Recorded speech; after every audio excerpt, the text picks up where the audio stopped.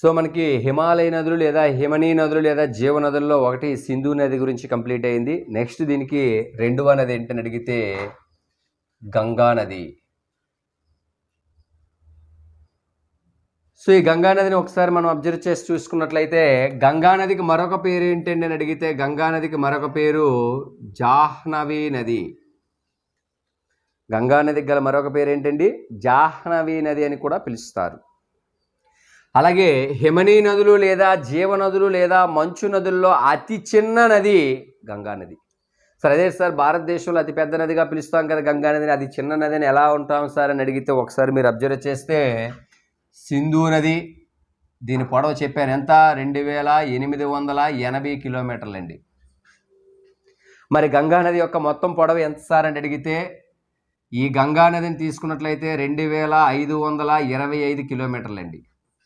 అలాగే హిమనీ నదులు లేదా జీవనదుల్లో మరో ముఖ్యమైన నది ఏంటని అడిగితే బ్రహ్మపుత్ర అని చెప్పుకుంటాం. మరి బ్రహ్మపుత్ర నది యొక్క మొత్తం పొడవు ఎంత అని అడిగితే 2900 కిలోమీటర్లండి. ఒకసారి మీరు దీన్ని చాలా జాగ్రత్తగా అబ్జర్వ్ చేసి చూడండి. ఇందులో ఏది చిన్న నది అని అడిగితే తక్కువ ఏది ఉంది ఇందులో? 2525. కాబట్టి హిమనీ నదులు లేదా జీవనదులకు ఉదాహరణ అయిన ఈ మూడు నదుల్లో అతి చిన్నది గంగా, అతి పెద్దది బ్రహ్మపుత్ర అవుతుంది. ఎందుకు? 2800 కన్నా తక్కువ 2500 గంగా, దీనికన్నా ఎక్కువ 2900 బ్రహ్మపుత్ర. కాబట్టి మనకి ఇక్కడ ప్రశ్న ఎలా అడగడానికి అవకాశం ఉందని నేను అడిగితే గంగా నదికి మరొక పేరు ఏంటి అని అడిగితే జాహ్నవి నది. గంగా నది యొక్క ప్రాధాన్యత ఒకసారి చూస్తే హిమనీ నదులు లేదా జీవనదులు లేదా మంచు నదుల్లో అతి చిన్న నది. ఎందులో? జీవనదుల్లో. జీవనదుల్లో లేదా హిమనీ నదుల్లో అతి చిన్న నది ఏదంటే గంగా నది. నెక్స్ట్ భారతదేశంలో అతిపెద్ద నది మరియు అతి పొడవైన నది గంగా. ఓన్లీ భారతదేశం చూసుకుంటే హిమనీ నదుల్లో అయితే మాత్రం చిన్నది, హిమనీ నదులు లేదా జీవనదుల్లో అయితే చిన్న నది. కానీ భారతదేశంలో నదుల్లో కల్లా అతి పెద్దది మరియు అత్యంత పొడవైన నది కూడా ఏదని అడిగితే గంగా నది. అలాగే భారతదేశంలో నీటి పరిమాణంలో అతిపెద్ద నది, నీటి పరిమాణంలో అతిపెద్ద నది గంగా నది. చూడండి, ఇన్ని హైలైట్ పాయింట్సే, బేసిక్ పాయింట్స్, ఖచ్చితంగా పరీక్షల్లో ప్రశ్న రావడానికి అవకాశం ఉన్న నది అండి ఇది. సో హిమనీ నదులు లేదా జీవనదుల్లో అతి చిన్నది గంగా, భారతదేశంలో ఉన్న నదుల్లో అతిపెద్దది పొడవైన నది గంగా, భారతదేశంలో నీటి పరిమాణంలో అతిపెద్ద నది గంగా నది.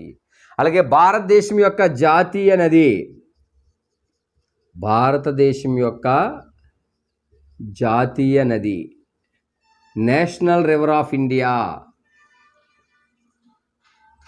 National river of India. భారతదేశం యొక్క జాతీయ నదిని ఏ నదిని పిలుస్తారండి అని అడిగితే గంగా నదిని పిలుస్తారండి. మరి అటువంటి గంగా నది యొక్క జన్మస్థలం ఎక్కడ ఉంది, ఎలా ప్రయాణిస్తుంది, ఎన్ని దేశాల్లో ప్రయాణిస్తుంది, ఎటువైపు ప్రయాణిస్తుంది, ఏ సముద్రంలో కలుస్తుంది, దీనికి ఉన్న ఉపనదులు ఏంటి, ఈ నదికి ఉన్న ప్రాజెక్టులు ఏంటి, నది ఒడ్డున ఉన్న నగరాలు ఏంటి, నది ఒడ్డున ఉన్న పుణ్యక్షేత్రాల స్ట్రక్చర్ ఏంటి అనేది మనం ఇప్పుడు ఒక 5 దశలుగా లేదా 5 విభాగాలుగా దీన్ని ఇప్పుడు డిస్కస్ చేద్దాం. గంగా నది యొక్క జన్మస్థలం.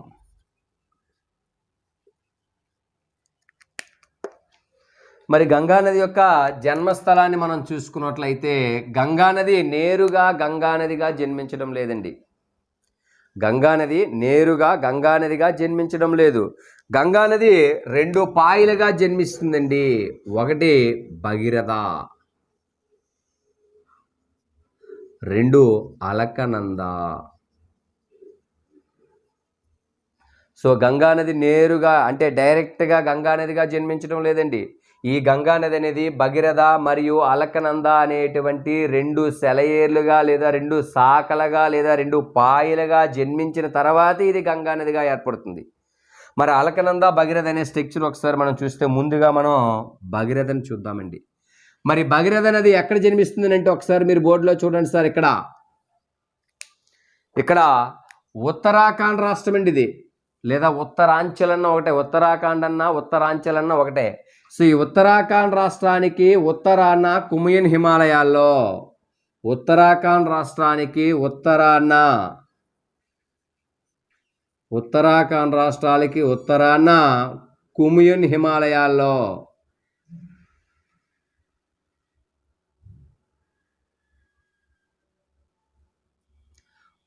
కుమిన్ హిమాలయాల్లో గంగోత్రి హిమనీయం వద్ద జన్మిస్తుందండి. అంటే ఏ శిఖరం అంటే అక్కడ కేదార్నాథ్.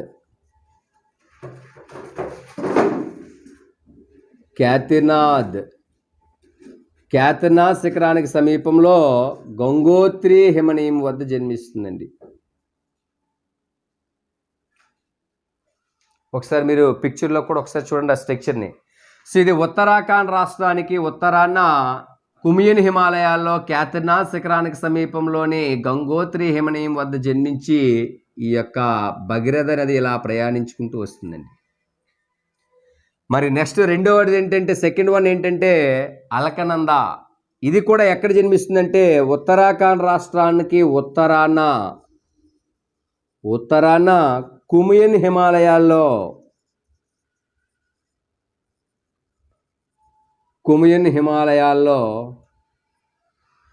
బద్రీనాథ్ శిఖరానికి సమీపంలో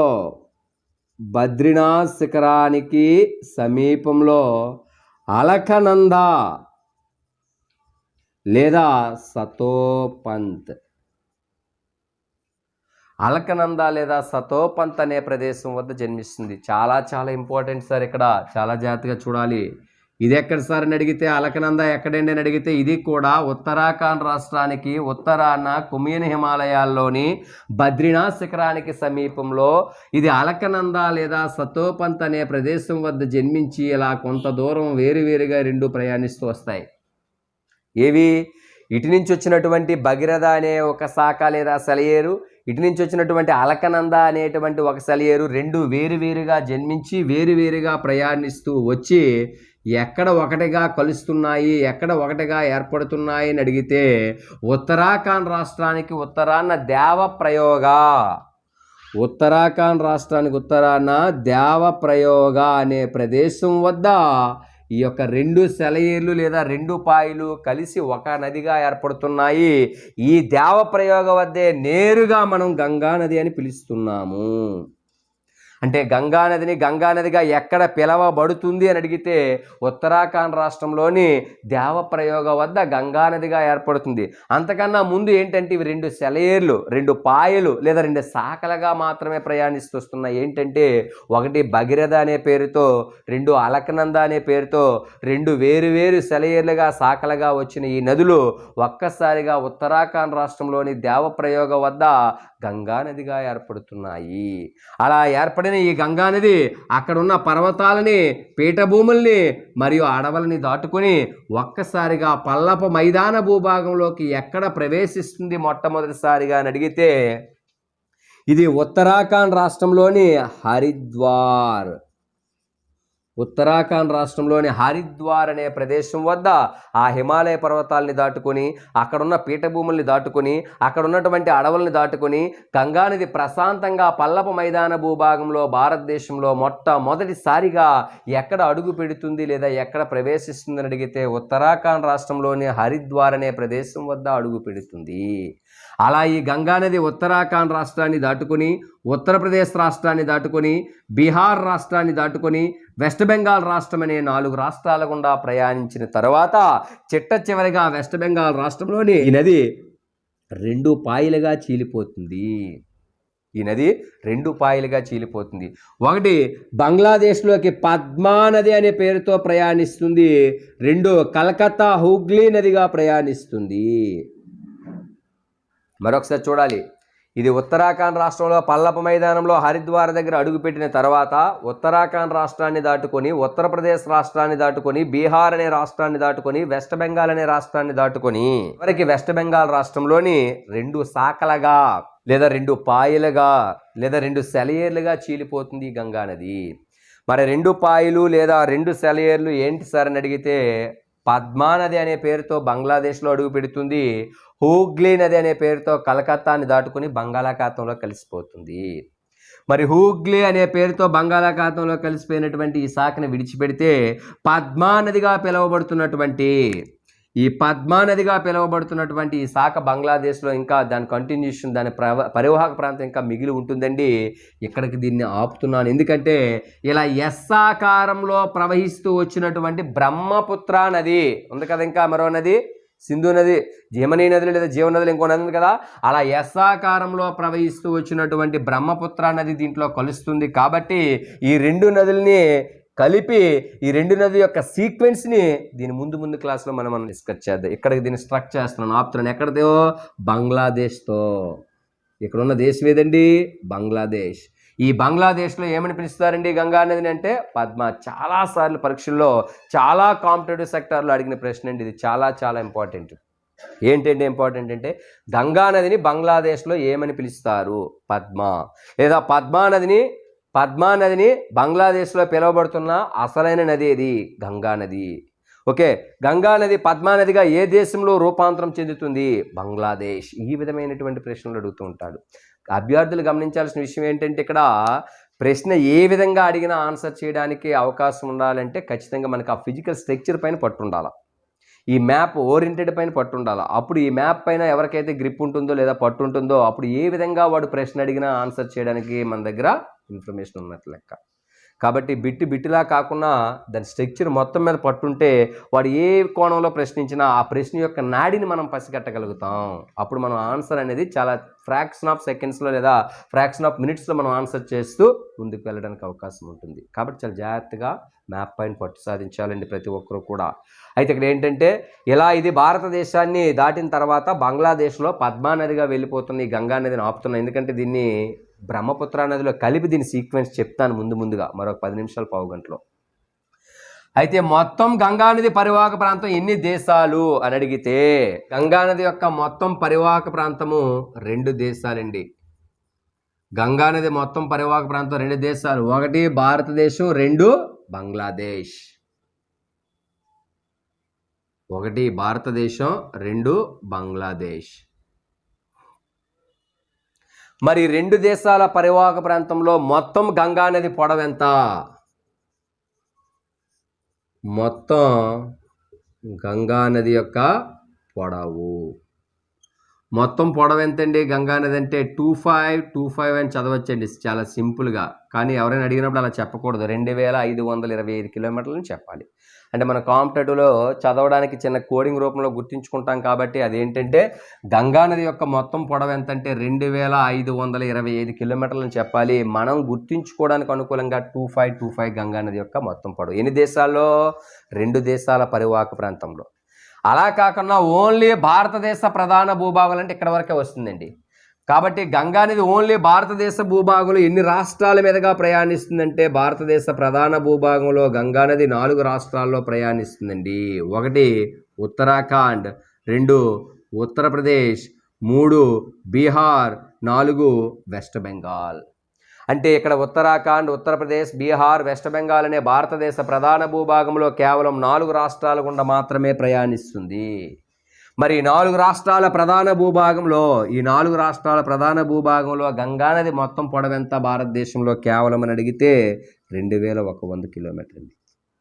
చూడండి, చాలా జాగ్రత్తగా అబ్జర్వ్ చేయాలి. సో భారతదేశ భూభాగంలో మాత్రమే గంగానది పొడవు 2100, కానీ గంగానది మొత్తం పొడవని అడిగితే 2525. ఎందుకంటే 2 దేశాలు కదా. సో ఇక్కడ భారత్, బంగ్లాదేశ్ 2 పరివాహక ప్రాంతాల్లో మొత్తం పొడవు 2500 కిలోమీటర్లు. ఓన్లీ భారతదేశంలో అయితే 4 రాష్ట్రాల్లోనే ప్రవాహం ఉంటుంది. 4 రాష్ట్రాల్లో దీని పొడవు ఎంతంటే 2100 కిలోమీటర్లు చెప్పాలి. రైట్, ఇక్కడికి దీన్ని ఆపుతున్న ఎందుకు? పద్మా నది అయినటువంటి గంగా నది బ్రహ్మపుత్ర నదిలో కలుస్తుంది కాబట్టి ఆ కలిసే సీక్వెన్స్ మరి ముందు క్లాస్లో మనం ఒక పావు గంటలో మళ్ళీ మనం దాన్ని డిస్కస్ చేద్దాం. నెక్స్ట్ దీని స్ట్రక్చరు, దీని పరిమాణం కంప్లీట్ అయింది. నెక్స్ట్ ఇప్పుడు గంగా నది యొక్క ఉపనదులు. సార్ గంగానది ఉపనదులు అనేవి చాలా ఉపనదులు ఉన్నాయి సార్. గంగానది ఉపనదులు అనేవి చాలా ఎక్కువ ఉపనదులు ఉన్నాయి. అంటే మనకి యమున, సోన్, శారద, రామ్గంగా, గండక్, గోమతి, గగ్రా, ఓకే, కోసి, కేన్, దామోదర్, మహానంద, బెట్వా, చంబల్, ఇలా చాలా ఉపనదులు ఉంటాయి. దాన్ని అన్నీ కూడా గుర్తుంచుకోవాలంటే పిల్లలు చాలా కష్టం. సో దీన్ని కాంపిటేటివ్ ఆస్పిరెంట్స్ అందరూ కూడా ఏం చేస్తారంటే ఒక కోడ్ రూపంలో, అంటే ఒక గుర్తుంచుకోవడానికి మాత్రమే కోడ్ క్రియేట్ చేసుకుంటారండి. ఆ కోడ్ రూపంలో మాత్రమే దీన్ని చూస్తాం. సార్ దీనికి గంగానది ఉపనదులకు ఉన్నటువంటి కోడ్ ఏంటండి అని అడిగితే YSR 3 grams KDM BC gold కొన్నారు. జస్ట్ కోడ్ అండి ఇది, దీంట్లో ఎటువంటి అర్థము ఉండదు. జస్ట్ ఎందుకు కోడ్ అంటే జస్ట్ మనం ఆ ఉపనదులు గుర్తించుకోవడానికి, ఎందుకంటే చాలా ఉపనదులు ఉంటాయి, ప్రతి నదికి ఉపనదులు ఉంటాయి, ఆ నదులన్నీ గుర్తించుకోవాలంటే చాలా కష్టం కాబట్టి కోడ్ పెట్టుకున్నాం తప్ప ఇంకొక అర్థం ఇంకేమీ లేదు. మరి ఏంటంటే YSR 3 grams KDM BC gold కొన్నారు అనే దాని గురించి ప్రాస్ పెట్టుకుంటే ఇందులో గోల్డ్ కొన్నారు అనేది ప్రాస్ కోసం ఉపయోగించిన పదం మాత్రమే. అంటే నేను కింద దేన్నైతే నేను అండర్లైన్ చేశానో దానికే ఆ కోడ్కే కింద డీకోడింగ్ ఇస్తాను. ఇక్కడ గోల్డ్ కొన్నారు అనేది మనం ప్రాస్ కోసం ఉపయోగించిన పదం కానీ తప్ప దానికి ఎటువంటి ఉపనదులకు అర్థం ఉండదు. ఏంటి సార్ అని అడిగితే వై అనగా యమునా నది, ఇక్కడ వై అనగా యమునా నది. అలాగే ఇక్కడ ఎస్ అనగా సోన్ నది మరియు శారదా నది మరియు సరయు నది. అలాగే ఆర్ అంటే ఆర్ మీన్స్ రామ్ గంగా నది, ఇది కూడా గంగా నది ఉపనదే, ఇవన్నీ కూడా గంగా నది ఉపనదే, రామ్ గంగా. 3G అంటే 3 Gలు అండి. ఇక్కడ అభ్యర్థులు ఇక్కడ చాలా జాగ్రత్తగా అబ్జర్వ్ చేయాలి. 3G అంటే 3 Gలు. 1 గోమతి, 2 గండక్, 3 గగ్రా. సో గోమతి, గండక్, గగ్రా అనేవి గంగానదికి ఉన్న ఉపనదులు. నెక్స్ట్ మనకి కే అంటే కోసి మరియు కేన్. అలాగే డి అంటే డి ఫర్ దామోదర్, దామోదర్ నది. నెక్స్ట్ ఎం ఫర్ మహానందా, చూడండి మహానది కాదు మహానంద అనేది ఒక ఉపనది. నెక్స్ట్ బి అంటే బెట్వా, అలాగే సి అంటే చంబల్. సో ఇక్కడ యమున మనకి సార్ మరి కోడ్ పెట్టుకోకుండా చదవడానికి అవకాశం లేదని అంటే యాస్పిరెంట్స్ ఎవరైనా సరే చాలా ఇంటెలిజెంట్ పర్సన్ ఎవరైనా ఉన్నట్లయితే చాలా ఈజీగా చదువుకోవచ్చండి. దీన్ని మోర్ దెన్ ప్రాక్టీస్, ఎక్కువ కాల వ్యవధిలో ప్రిపరేషన్ కొనసాగించే అభ్యర్థులు ఎవరైనా ఉంటే మీరు ఈజీగా దీన్ని చూసుకోవచ్చు. డైరెక్ట్గా కోడ్ లేకుండా చేయొచ్చు. ఎలాగా యమున, సోన్, శారదా, రామ్ గంగా, గోమతి, గండక్, గగ్రా, కోసి, కేన్, దామోదర్, మహానంద, బెట్వా, చంబల్ అని డైరెక్ట్గా గుర్తించుకున్న నో ప్రాబ్లం. ఇది కోడ్ ఖచ్చితంగా మనకి గంగానదిలకు ఉపనది ఏంటి అనేది పరీక్షల్లో ప్రశ్న రాదు. గంగానది ఉపనది అయినది ఏది లేదా గంగానది ఉపనది కానిది ఏది అనే దాని మీద ఎక్కువగా ప్రశ్న రావడం జరుగుతుంది. చాలా ఫ్రీక్వెంట్గా అడుగుతున్న ప్రశ్న అది. సో గంగానది క్రింది వాటిలో గంగానది ఉపనది కానిది ఏది, లేదా గంగానది ఉపనది అయినది ఏది, లేదా క్రింది వాటిలో గంగానదితో మాత్రమే సంబంధం ఉన్న ఉపనది లేదు, ఈ టైప్ ఆఫ్ ప్రశ్నస్ రావడం జరుగుతుంది. కాబట్టి ఈ కోడ్ అనేది గుర్తుపెట్టుకోమని చెప్పేది. ఇది మనం క్రియేట్ చేసుకున్న క్రియేటివిటీ, అంతేగాని గంగానదులకు ఉపనదుల కోడ్ ఏంటనేది పరీక్షల్లో అడగడు. ఇది కేవలం మనం క్రియేట్ చేసుకున్నటువంటి గుర్తించుకోవడానికి. ఎందుకంటే ఉపనదులు చాలా ఉంటాయి, ఆ ఉపనదులన్నీ గుర్తించుకోవాలంటే కష్టం కాబట్టి దీనికి ఇది క్రియేట్ చేసుకున్నాం. సో అలా మనకి యమున, సోన్, శారదా, రామ్ గంగా, సరయు, గోమతి, గండక్, గగ్రా, కోసి, కేన్, దామోదర్, మహానంద, బెట్వా, చంబల్ అనేటువంటి ఉపనదులు దేనికి ప్రధానమైన ఉపనదులు అని అడిగితే గంగానదికి ఉన్నటువంటి ప్రధానమైన ఉపనదులు. మరి గంగానది ఉపనదులు అన్నింటిలో కల్లా అతిపెద్ద ఉపనది, అతి పొడవైన ఉపనది ఏదని అడిగితే యమునా. ఇది చాలా ఇంపార్టెంట్ బిట్ అండి. సో గంగానదికి ఉన్నటువంటి ఉపనదులు అన్నింటిలో కల్లా అతి ప్రధానమైన ఉపనది, అతి పొడవైన ఉపనది, అతి పెద్ద ఉపనది ఏదని అడిగితే యమునా నది అని చెప్పాలి. సరే, ఇక్కడ ఇంకో విషయం కూడా గమనించాల్సిన విషయం ఉంది. ఏంటంటే గంగానది ఉపనదుల్లోనే కాకుండా భారతదేశంలో ఉన్న మొత్తం ఉపనదులన్నింటిలో కల్లా పొడవైనది పెద్దది యమునా.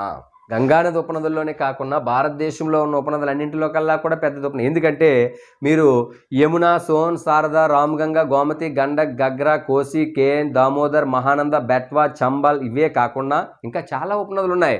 ఏంటి? మానస, లోహిత్, సుర్మా, సుంకో, సుబన్సిరి, ధన్సిరి, బేల్సిరి, మంజీరా, ప్రాణహిత, కిన్నెరసాని, ఇంద్రావతి, శబరి, సీలేరు, కోయిన, ఘటప్రభ, దిండి, మున్నేరు, మలప్రభ, చిత్రావతి, జయమంగళి, సగిలేరు, నగిలేరు. ఓకే, అలాగే హోస్డ్, mod, junk, ఓంజ్, tell, షీనాద్, okay, Hiren, ఓర్సాన్, తువా, Benazir, దూది, చక్కెర ఇవన్నీ భారతదేశంలో ఉన్నటువంటి ఉపనదులే. మరి ఆ ఉపనదులు అన్నింటిలో కల్లా కూడా అతి పెద్దది పొడవైనది యమునానే. గంగానది ఉపనదుల్లో కూడా పెద్దది పొడవైన ఉపనది ఏదని అడిగితే యమునా. నెక్స్ట్ మనకి ఉపనదులు కంప్లీట్ అయ్యాయి.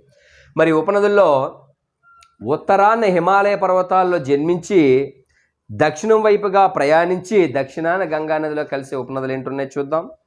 అలాగే ద్వీపకల్ప పీఠభూముల్లో జన్మించి ద్వీపకల్ప పీఠభూముల మీదుగా ప్రయాణించి ఉత్తరాన వెళ్ళి ఉత్తరాన గంగానదిలో కలిసే ఉపనదులు ఏంటున్నాయి కూడా మనం డిస్కస్ చేద్దాం. సో మనకి ఉత్తరాన హిమాలయ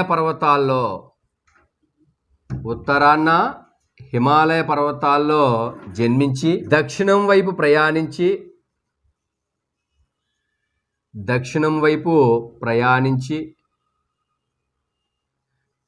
దక్షిణాన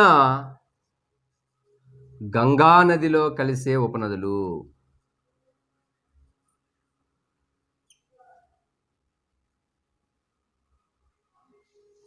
దక్షిణాన గంగా నదిలో కలిసే ఉపనదులు. సార్ అవి ఏంటండి అని అడిగితే, 1 శారద, 2 రామ్ గంగా, 3 కోసి, 4 గండక్, 5 గోమతి. ఇవన్నీ ఏం చేస్తున్నాయి? ఇవన్నీ పైన ఉత్తరాన ఉన్నవన్నీ ఏంటి? హిమాలయ పర్వతాలు కదా. ఈ హిమాలయ పర్వత ప్రాంతాల్లో జన్మించి ఇటు దక్షిణంగా ప్రయాణించుకుంటూ వచ్చి దక్షిణాన గంగా నదిలో కలిసేటువంటి ఉపనదులు ఇవి. అలా కాకుండా ఇది ద్వీపకల్ప పీఠభూమి అండి. ఇది అందులో ముఖ్యంగా దక్కన్ పీఠభూమి ఇక్కడే ఉంటుంది. ఈ ద్వీపకల్ప పీఠభూముల్లో జన్మించి ఉత్తరం వైపుగా ప్రయాణించి ఉత్తరాన గంగా నదిలో కలిసేటువంటి ఉపనదులు ఏమైనా ఉన్నాయని అడిగితే, ఉత్తరాన గంగా నదిలో కలిసే ఉపనదులు.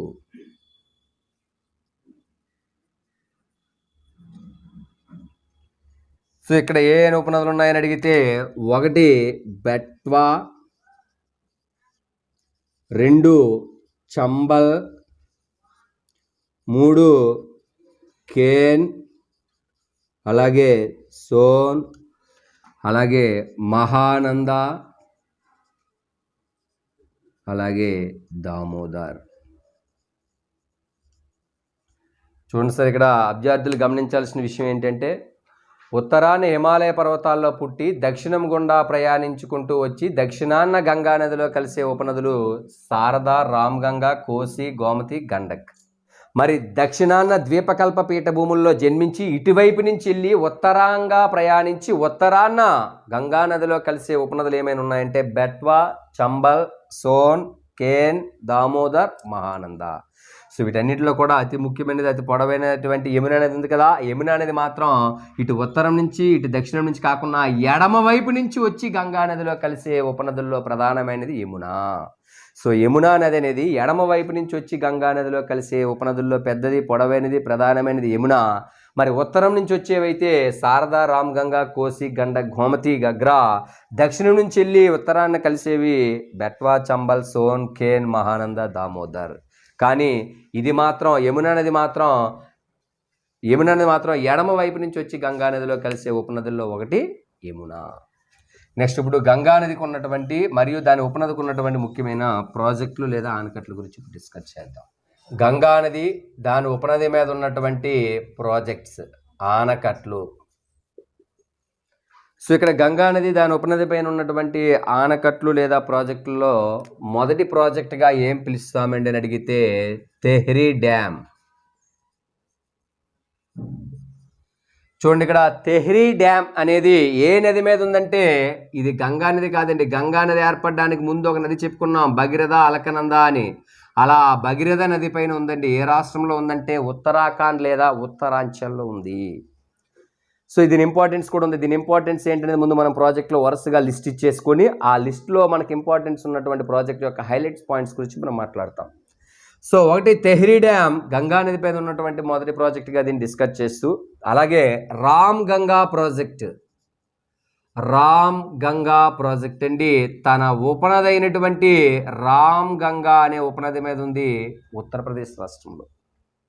సో రామ్ గంగా ప్రాజెక్టు రామ్ గంగా అనే ఉపనది పైన ఉత్తరప్రదేశ్ రాష్ట్రంలో ఉంది.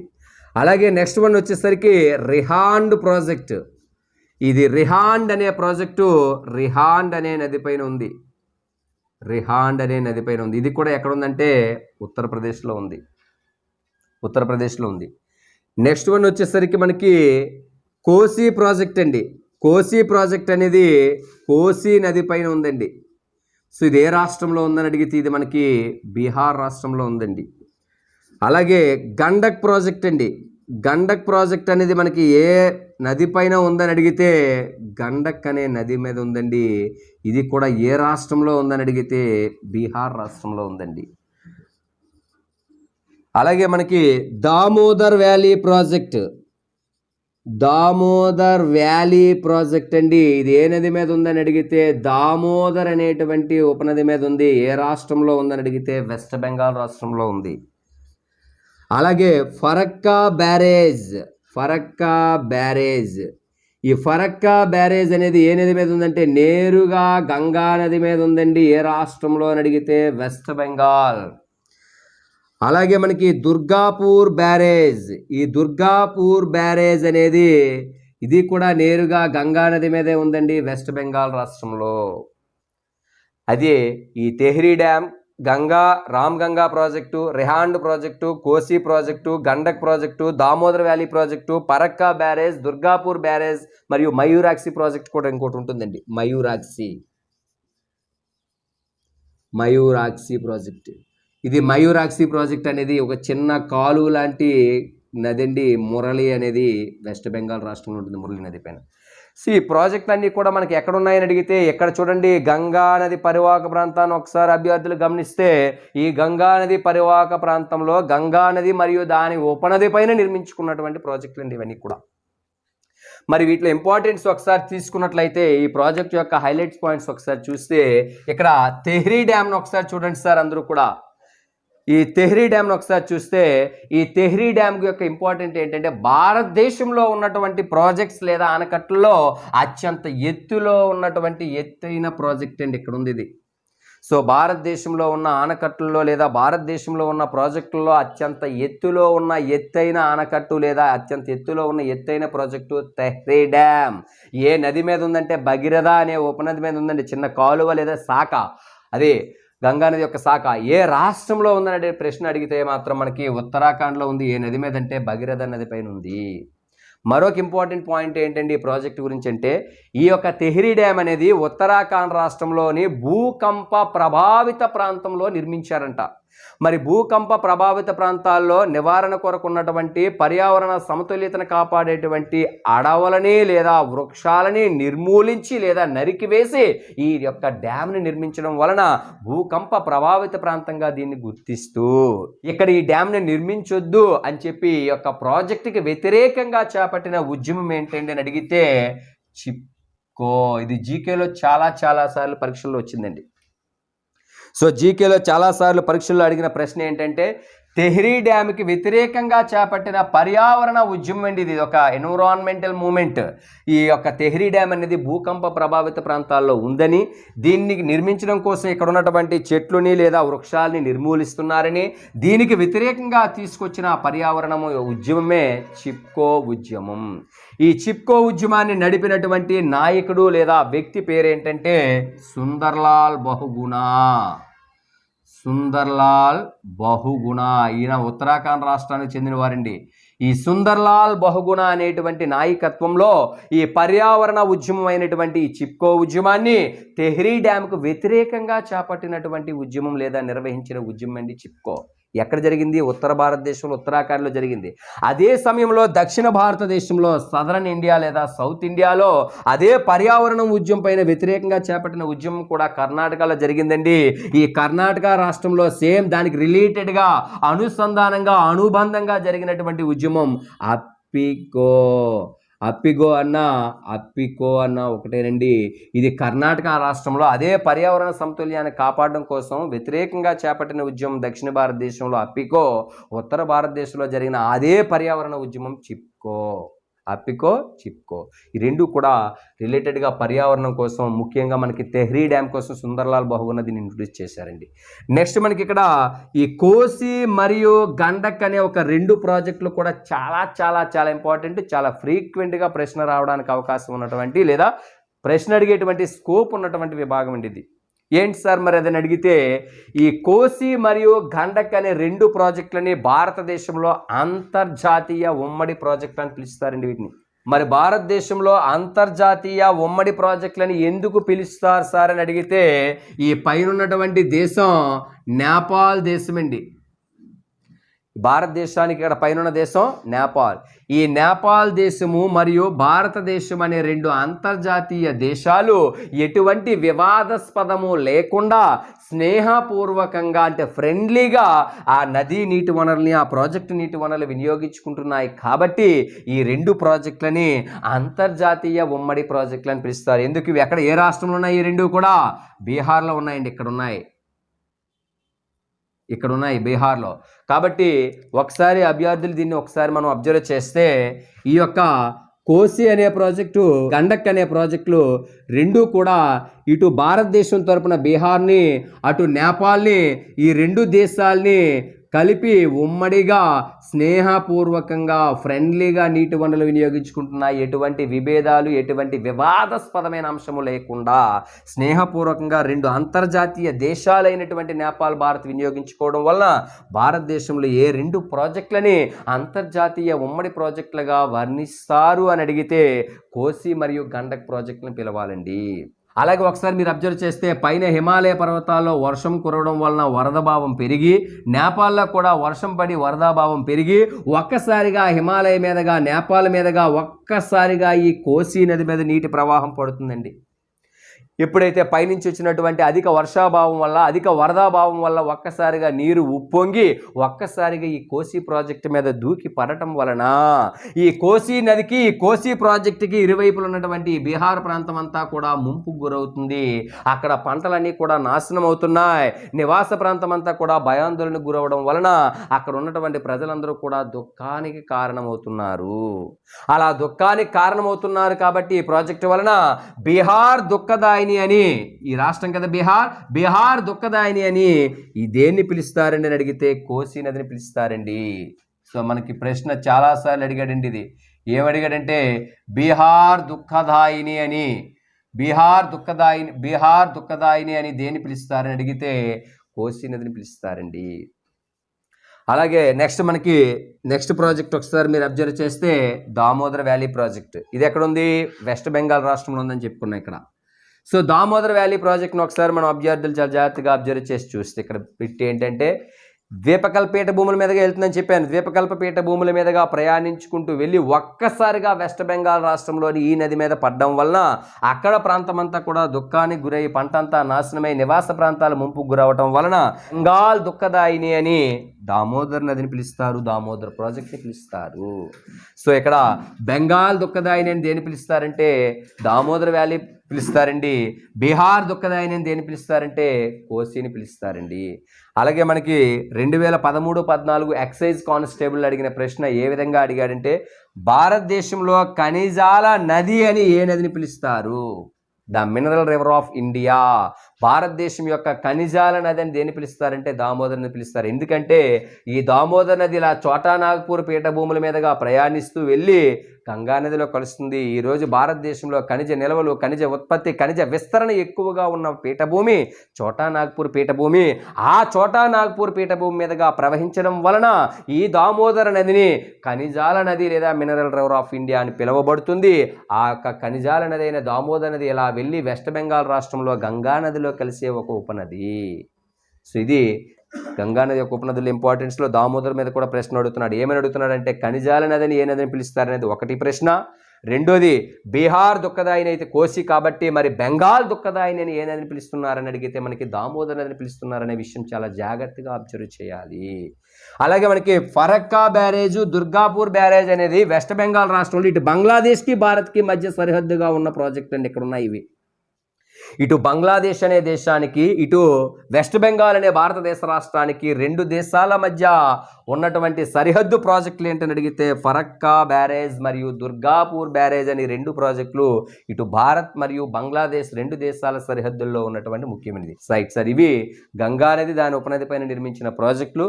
వాటి యొక్క ఇంపార్టెన్స్ ఏంటనే దాని గురించి కూడా మనం మాట్లాడాం. నెక్స్ట్ ఇప్పుడు గంగా నది ప్రాజెక్టుల తర్వాత గంగా నది ఒడ్డున ఉన్న ముఖ్యమైన పట్టణాలు లేదా గంగానది ఒడ్డున ముఖ్యమైన నగరాలు. మరి గంగానది ఒడ్డున ఉన్న ముఖ్యమైన నగరాల్లో ఒకటి ఏంటంటే హరిద్వార్, అలాగే ఋషికేశి, గంగోత్రి అనేవి గంగానది ఒడ్డున ఉన్న ముఖ్యమైన 3 పట్టణాలండి. ఈ 3 పట్టణాలు ఏ రాష్ట్రంలో గంగా నది ఒడ్డున ఉన్నాయంటే ఉత్తరాఖండ్ రాష్ట్రంలో. ఇక్కడ ఈ గంగా నది ఒడ్డిన ఉత్తరాఖండ్ రాష్ట్రంలో ఉన్న 3 ముఖ్యమైన పట్టణాలు. అలాగే 4 కాన్పూర్, అలాగే అలహాబాద్, అలాగే వారణాసి. వారణాసి అన్నా కాశీ అన్నా ఒకటే. మరి ఈ 3 ముఖ్యమైన పట్టణాలు గంగా నది ఒడ్డున ఏ రాష్ట్రంలో ఉన్నాయని అడిగితే ఈ గంగా నది ఒడ్డున ఉత్తరప్రదేశ్ రాష్ట్రంలో ఉన్నాయండి. కాన్పూర్, అలహాబాద్, వారణాసి అనేవి. నెక్స్ట్ పాట్నా. పాట్నా అన్న దీని పాత పేరు పాటలీపుత్ర. పాట్నా అన్న పాటలీపుత్ర అన్న ఒకటేనండి. పాట్నా అనేది బీహార్ రాష్ట్రంలో ఉందండి. ఏ నది ఒడ్డున ఉందని అడిగితే బీహార్ రాష్ట్రంలో గంగా నది ఒడ్డున ఉన్నటువంటి పట్టణాల్లో ఒకటి పాట్నా, బీహార్లో ఉంది. నెక్స్ట్ ఇక్కడ వెస్ట్ బెంగాల్కి వచ్చేసరికి కోల్కతా లేదా కల్కత్తా. ఈ కోల్కతా అనేది ఏ నది మీద ఉందని అడిగితే గంగా నది బంగ్లాదేశ్లో చీలిపోవడానికి ముందు హూగ్లీ అనే ఒక శాఖగా చీలిపోతుందని చెప్పాం కదా ఇక్కడ. అలా హూగ్లీ నది ఒడ్డున ఉన్న ముఖ్యమైన పట్టణం కోల్కతా లేదా పాత పేరు కలకత్తా. సో కలకత్తా అనేది హూగ్లీ నది ఒడ్డున ఉంది. పాట్నా అనేది మనకి గంగా నది ఒడ్డున బీహార్లో ఉంది. వారణాసి, అలహాబాద్, కాన్పూర్ అనేవి ఉత్తరప్రదేశ్లో గంగా నది ఒడ్డున ఉన్నాయి. గంగోత్రి, ఋషికేశ్, హరిద్వార్ అనేది గంగా నది ఒడ్డున ఉత్తరాఖండ్ లేదా ఉత్తరాంచల్లో ఉన్నాయి. సో ఇవి గంగా నది ఒడ్డున ఉన్నటువంటి ముఖ్యమైన పట్టణాలు. మరి గంగా నది ఒడ్డున ఉన్న ముఖ్యమైన పుణ్యక్షేత్రాలు ఒకసారి చూస్తే నది ఒడ్డున ఉన్న ముఖ్యమైన పుణ్యక్షేత్రాల్లో ఒకటి గంగోత్రి. గంగోత్రి అనేది ముఖ్యమైన పుణ్యక్షేత్రం. అలాగే కేదార్నాథ్, అలాగే బద్రీనాథ్. సో ఈ 3 ముఖ్యమైన పుణ్యక్షేత్రాలు ఉత్తరాఖండ్ రాష్ట్రంలో ఉన్నాయండి. సో గంగా నది ఒడ్డున ఉన్న ముఖ్యమైన పుణ్యక్షేత్రాల్లో గంగోత్రి, కేదార్నాథ్, బద్రీనాథ్ అనేటువంటి ముఖ్యమైన పుణ్యక్షేత్రాలు ఉత్తరాఖండ్లో ఉన్నాయి. అలాగే కాశీ లేదా వారణాసి అంటే ఇక్కడ కాశీ విశ్వేశ్వర ఆలయం, కాశీ విశ్వనాథ ఆలయం, కాశీ అన్నపూర్ణాదేవి ఆలయాలు ఉన్నాయండి ఇక్కడ ఈ నది ఒడ్డున. సో కాశీ లేదా వారణాసి, కాశీ విశ్వేశ్వర, కాశీ అన్నపూర్ణ ఆలయం అనేది మనకి ఉత్తరప్రదేశ్ రాష్ట్రంలో ఉన్నాయండి ఈ నది ఒడ్డున. సో ఇక్కడ కాశీ లేదా వారణాసి అనేటువంటి ముఖ్యమైన పుణ్యక్షేత్రం. కాబట్టి ఇక్కడ మనం చెప్పుకున్నది ఏంటంటే గంగానది ఎక్కడ జన్మిస్తుంది, గంగానది ఎలా ప్రయాణిస్తుంది, గంగానది ఎన్ని దేశాల్లో ప్రయాణిస్తుంది, భారతదేశంలో ఎన్ని రాష్ట్రాల్లో ప్రయాణిస్తుంది, దాని మొత్తం పొడవెంత, భారతదేశంలో ఎన్ని రాష్ట్రాలు, భారతదేశంలో దీని పొడవెంత, దీనికి ఉన్న ఉపనదులు ఏంటి, అలాగే హిమాలయ పర్వతాల నుంచి వచ్చి కలిసే ఉపనదులు ఏంటి, ద్వీపకల్ప పీఠభూమి నుంచి వెళ్ళి కలిసే ఉపనదులు ఏంటి, అందులో అతిపెద్దది పొడవైన ఉపనది ఏంటి, గంగానది మీద దాని ఉపనది మీద ఉన్న ప్రాజెక్టులు ఏంటి, గంగానది ఒడ్డున ఉన్న పుణ్యక్షేత్రాలు ఏంటి, గంగానది ఒడ్డున ఉన్న ముఖ్యమైన పట్టణాలు ఏంటి అనే దాని గురించి మనం డిస్కస్ చేస్తాం. ఇప్పుడు గంగానది ఉపనదుల్లో అతిపెద్ద ఉపనది, అతి పొడవైన ఉపనది అయినటువంటి యమునా నది గురించి డిస్కస్ చేద్దాం. సో యమునా నది తీసుకున్నట్లయితే భారతదేశంలో ఉన్న ఉపనదులన్నింటిలో కల్లా అతి పొడవైనది పెద్దది యమునానే. గంగానది ఉపనదుల్లో కూడా అతి పెద్దది పొడవైన ఉపనది యమునా నది. అంటే ఏంటి సార్ దానికి దీనికి ఏంటి తేడా అని అంటే గంగానది ఉపనదులైనటువంటి యమున, సోన్, శారద, రామ్గంగా, గోమతి, గండక్, గగ్రా, కోసి, మహానంద, బెట్వా, చంబల్ లాంటి ఉపనదులకి ఇది పెద్దది పొడవైనదే కాకుండా భారతదేశంలో మిగిలి ఉన్న ఉపనదులు ఉదాహరణకి మంజీరా, ప్రాణహిత, కిన్నెరసాని, ఇంద్రావతి, శబరి, సీలేరు, కోయినా, ఘటప్రభ, మూసి, మున్నేరు, మలప్రభ, అలాగే చిత్రావతి, జయమంగళి, సగిలేరు, నగిలేరు లాంటి మిగతా భారతదేశంలో ఉన్న ఉపనదుల్లో కూడా అతిపెద్దది పొడవైనది యమున. అలాగే గంగానది ఉపనదుల్లో కూడా అతిపెద్దది పొడవైన ఉపనది యమునా నది. మరి అటువంటి యమునా నది యొక్క జన్మస్థలం ఎక్కడ జన్మిస్తుంది, ఎటువైపు ప్రయాణిస్తుంది, ఎక్కడ కలుస్తుంది, దీని పొడవు ఏంటి అనే దాని గురించి ఒకసారి దీని స్ట్రక్చర్ని మనం అబ్జర్వ్ చేస్తే, సో ఈ నది ఉత్తరాఖండ్ రాష్ట్రంలోని ఉత్తరాఖండ్ రాష్ట్రానికి ఉత్తరాన కుమియన్ హిమాలయాల్లో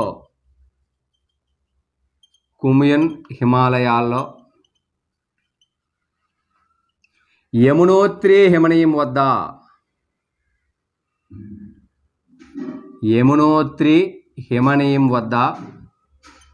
బండార్ పూంచ్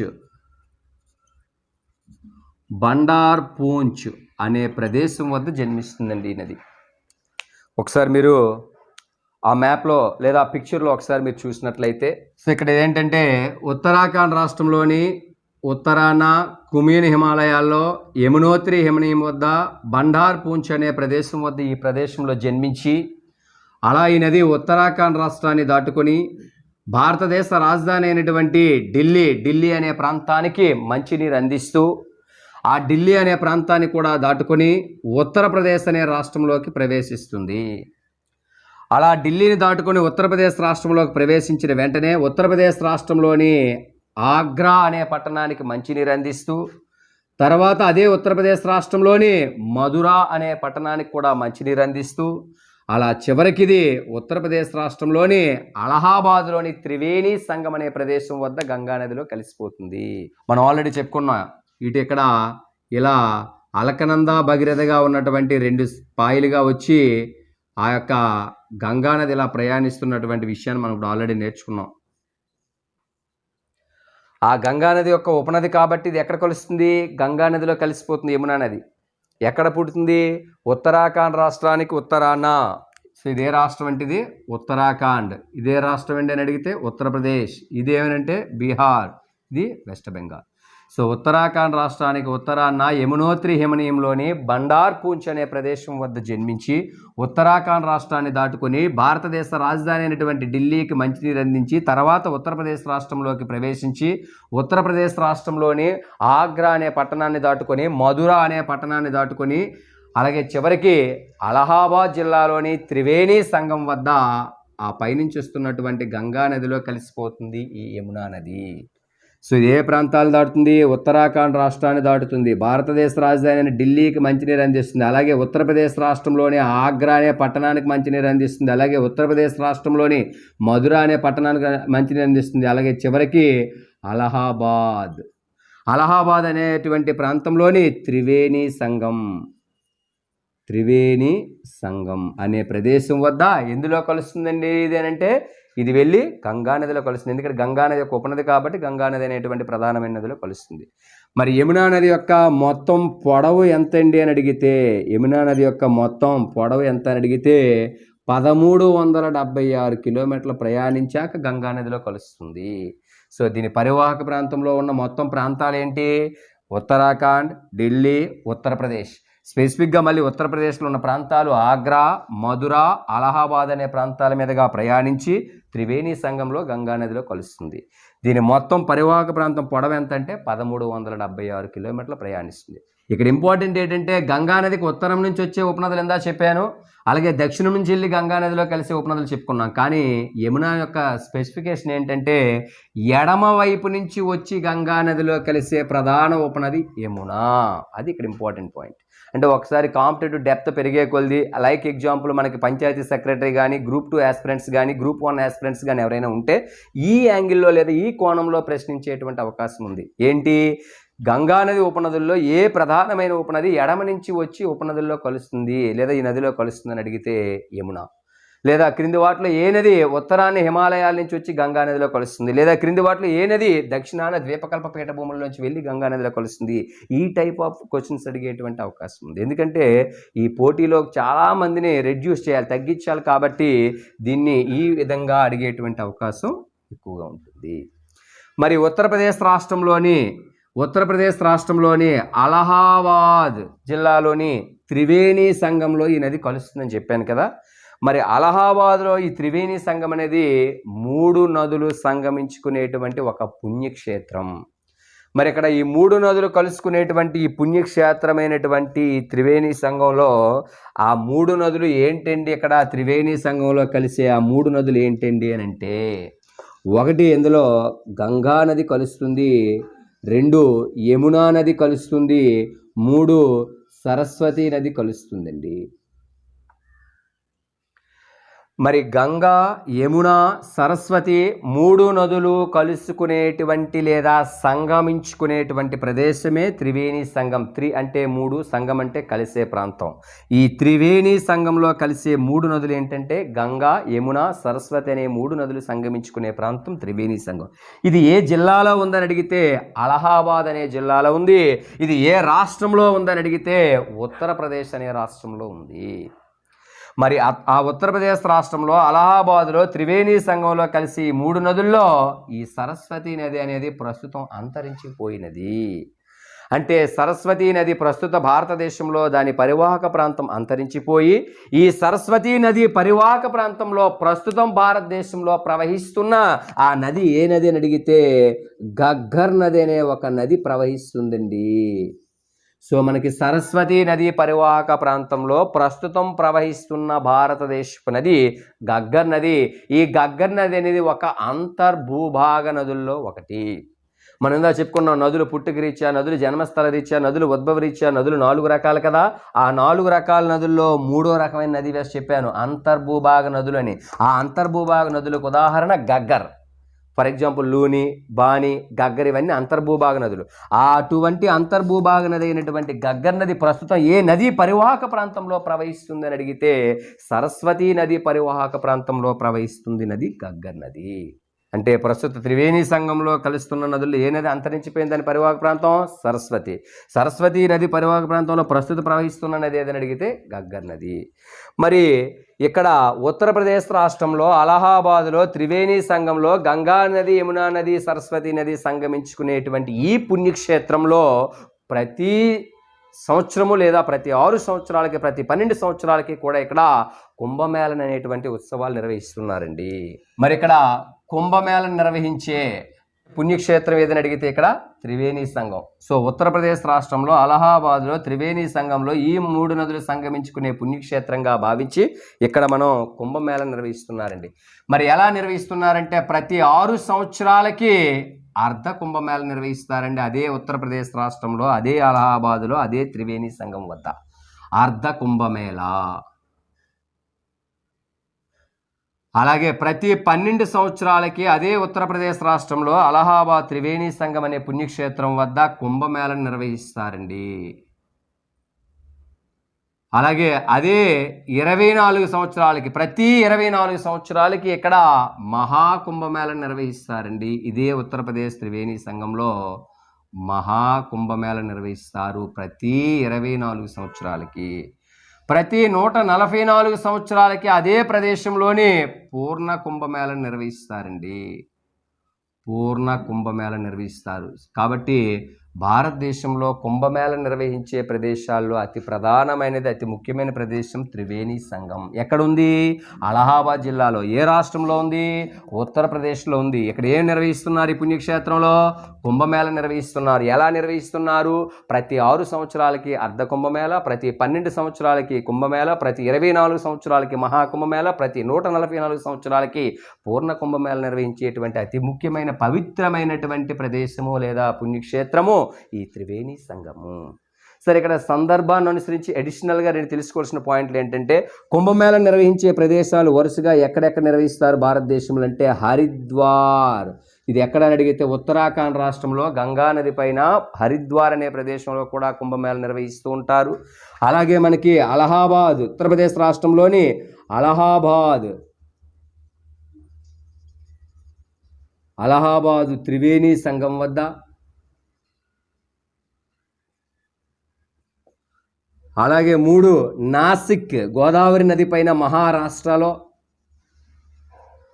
అలాగే ఉజ్జయిని మధ్యప్రదేశ్. సో ఇవి భారతదేశంలో కుంభమేళ నిర్వహించుకునేటువంటి ప్రదేశాలు. ఇందులో అతి ముఖ్యమైన పుణ్యక్షేత్రం, అతి ముఖ్యమైన కుంభమేళ ప్రదేశం ఏదని అడిగితే ఉత్తరప్రదేశ్ రాష్ట్రంలోని త్రివేణి సంగమే. ఇక్కడ నిర్వహించేటువంటి కుంభమేళ విధానం ప్రతి 6 సంవత్సరాలకి, 12 సంవత్సరాలకి, 24 సంవత్సరాలకి, 144 సంవత్సరాలకు కూడా కుంభమేళ నిర్వహిస్తారు ఇక్కడ. సో ఇది యమునా నది యొక్క స్ట్రక్చర్ అండి. యమునా నది అనేది గంగా నది ఉపనదుల్లో అతి పెద్ద ఉపనది, అతి పొడవైన ఉపనది యమునా నది. సో గంగా నది ఉపనదితో గంగా నది అనేది కంప్లీట్ అయింది.